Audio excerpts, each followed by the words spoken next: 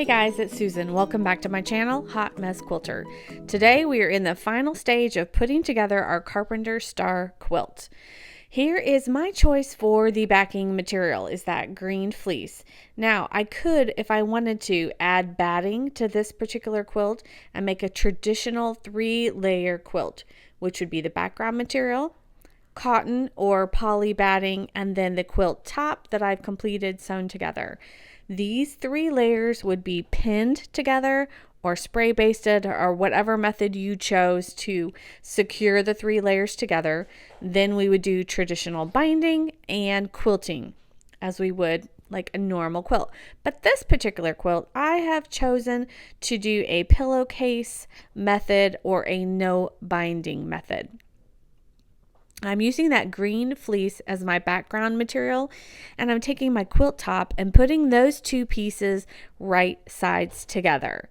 I've laid mine out on the floor so I can get a nice flat surface, smoothed out any wrinkles or creases, and I am going to pin baste these 2 layers together.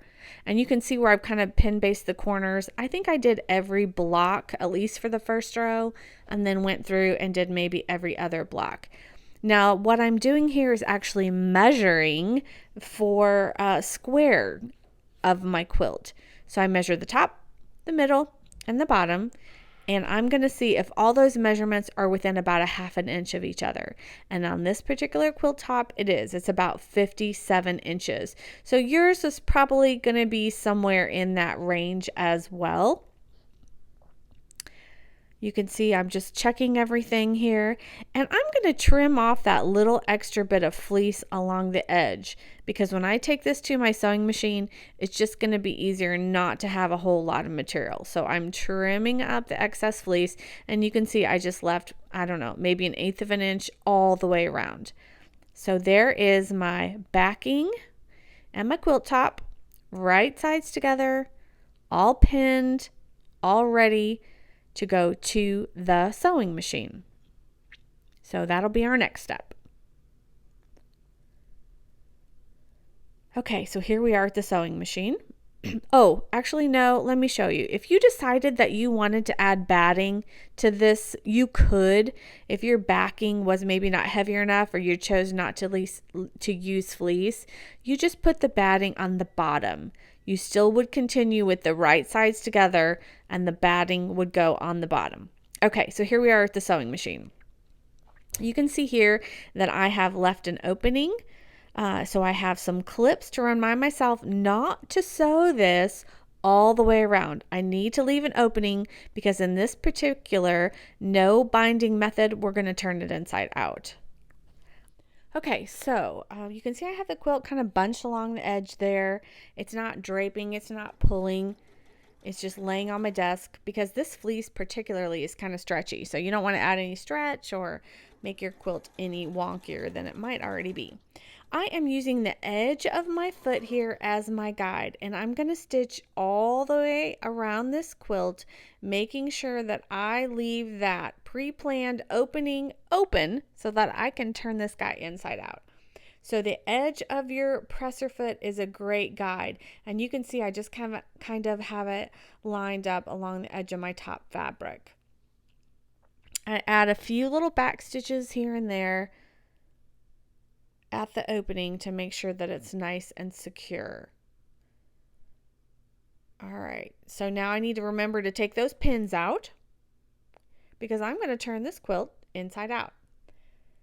I've stitched all the way around except for this little opening, and you can see it's enough to put my hand in there, maybe even a little bit bigger, and then this guy is going to go inside out. Remember, as you're working and you get to the corners, you need to take your finger and poke those corners out so you get a nice finished looking edge and they're not all folded in on top of each other. Okay, so now we need to close the edge, or close the opening that we created.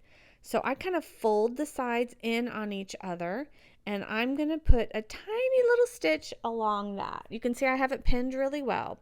Now look how close my needle is positioned to the edge of that opening. I'm just going to stitch that guy close, and I do a back stitch for security. So start it, back stitch it, continue on, close that opening, and you can see here what I've completed. You can also see where my background material is a little bit wonky. So I'm going to go ahead and take this over to the ironing board before we add our final top stitches.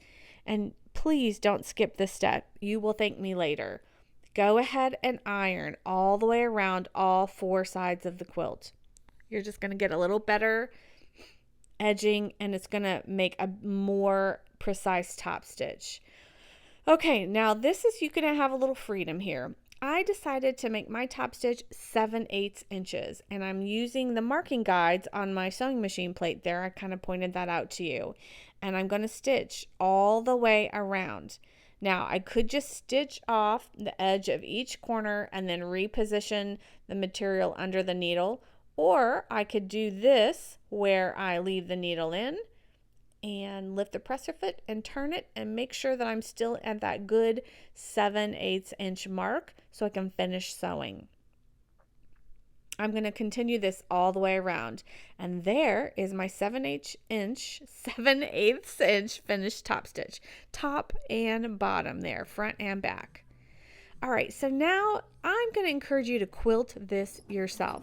Once you have the top stitch, we need to quilt it. We need to make it very secure. You could take it to a long arm quilter. You could tie it and quilt it that way. And there's some great YouTube videos out on how to tie your quilt top. But you don't need any special equipment when you only have 2 layers to quilt together. So as you can see, I have my regular presser foot, and what I'm doing is literally just stitching along those lines that I created when I put this beautiful Carpenter Star quilt top together. You can stitch all the way along those lines, and you're going to get a beautifully quilted top. Now, where the corners of the material comes together, it did stick a little bit. You can see I had a little trouble, but I was able to gently pull that fabric through, and that seemed to work just fine. Now I'm going to finish. Here's another seam that I'm going to stitch along. If you use coordinating thread, it might not be noticeable if you have mistakes, but A, I don't really care that the thread is showing, and B, I want to make sure that you see it really good in the video. I just tend to use cotton cream thread, and the bobbin is matching. So there, I'm going to stitch, and I'm going to go along the entire quilt and add those little stitch lines all along the seams, and there it is. You can see how cute that is starting to look, and we're going to see it in a minute, checking out the front and the back. This isn't hard. You don't have to stitch in that seam line. You can, or you can stitch just to the right or to the left, or if you're like me, it's going to be kind of a crazy stitch. I often call it drunken quilting because my stitches and my seams are not perfect. I'm going to do a little back stitch there, and then I'll make sure that I go back through and cut any additional threads off. All right, and look how cute this is starting to come together. And then let's look at the back because it looks just as great. Stitches, quilting, look at that, you guys. Adorable. You can totally do this. I know you can.